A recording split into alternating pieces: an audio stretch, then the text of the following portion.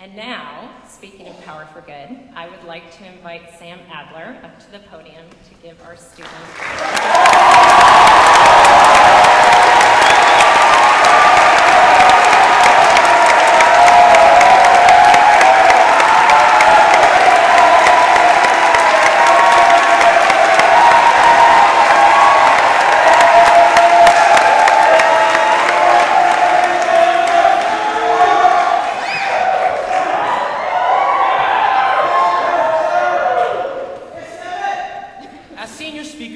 I want to try and capture the essence of our class.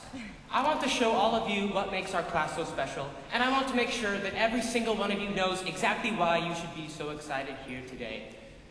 And I think the best way to do that is for me to start out by saying thank you to you, the class of 2011. Thank you for changing me. Now, how did you change me? And how is this going to help all of you understand what our class is about? Well, my friend, I'm glad you asked. Allow me to take out my loom of storytelling and weave you a tale with the threads of memory. Let me transport you back in time to the beginning of the 2007 to 2008 academic school year, one frosty morning. Picture it, the quaint community of Oregon Episcopal School huddled around the bell tower.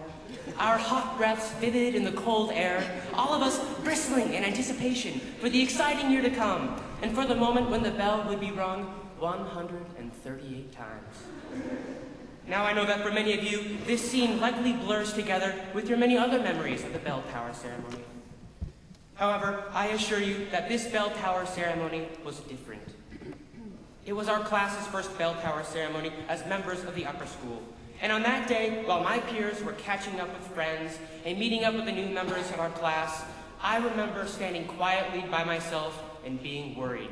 I was worried about school starting, about how hard my classes were going to be, and how mean my teachers were going to be. I was worried about doing well in this new environment and getting into a new good college and graduating. And this wasn't necessarily because this day was special, it was because that's just how I was. We can jump to the end of that year and I was still the same way. In fact, yesterday, I opened up the time capsule that I assembled at the end of my freshman year, and I found a letter that I wrote to myself exactly 4 years ago. After one whole year of high school, these are the only deep reflections I could muster. Dear Sam, I am writing this on June 10th, 2008 at approximately 5:05 p.m. Today you concluded an intriguing foray into the world of high school. And yes, that's actually how I sounded back then. Freshman year brings class, but many times it is very boring. I do better on the essays than the tests, and I do better than Aaron Gupta at both.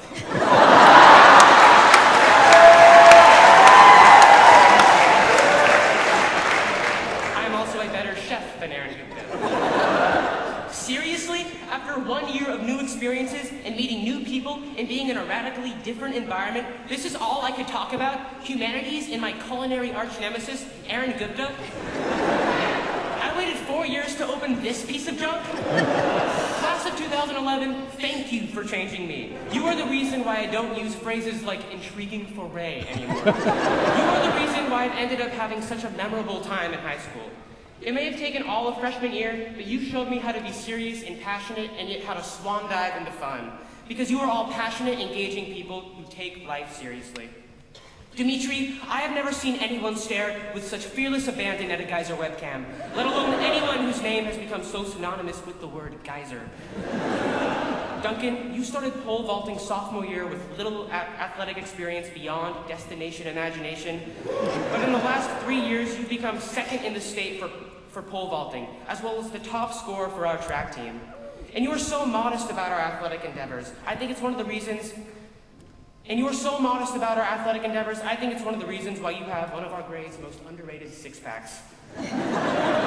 Estelle, you started a school-wide writing festival that has now become an annual tradition.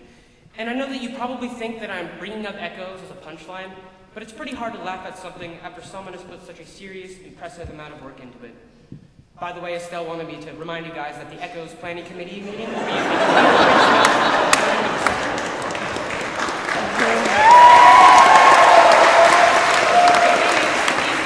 of these 3 random people aren't even half of it. Dimitri's not just the geyser expert expert, but a half-man, half-Greek god who conquers mountains by himself.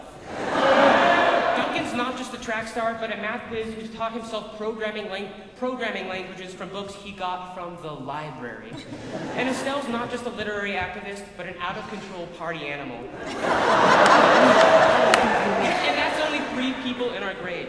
We are all that dynamic. We are all the kinds of people who can obsess over geysers, who can get good at something really fast, who can spread our passions to an entire community, who can get a celebrity to speak at our graduation.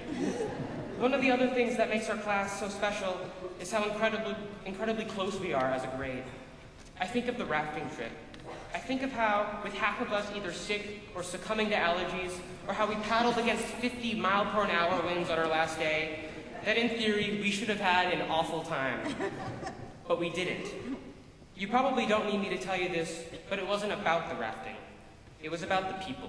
It was about the friendship. It was about the bond that we have as a class. It was about the tears. The sweet, sweet tears.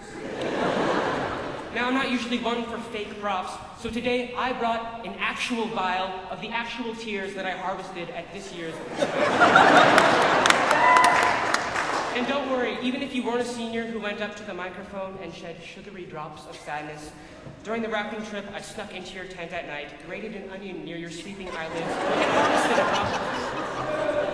And I'm happy to report that my tear drive got 100% class participation.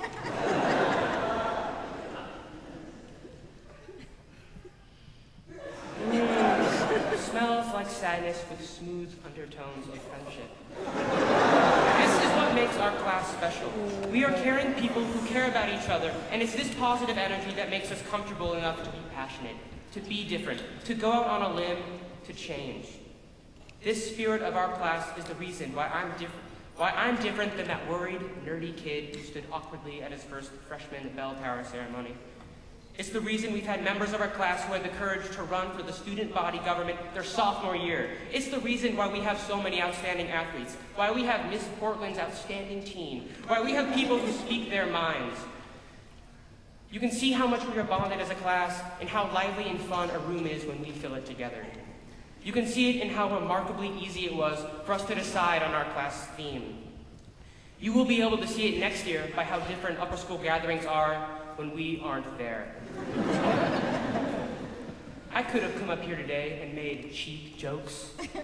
I could have roasted Fred Armisen for SNL's slight decline in quality over the years. I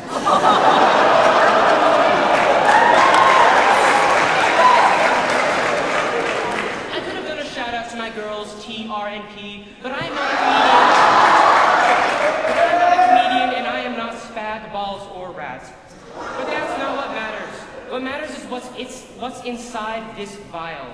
What matters is that there is something about the class of 2011 that we are all going to miss. That there is something about the class of 2011 that this school is going to miss. That there is something about our class that makes me thankful that you are going to be the teachers and science researchers and golfers and Miss Americas of the future. And there's something that makes me thankful that you are the people that I get to keep in touch with for the rest of my life. So class of 2011, thank you. And I drink your tears.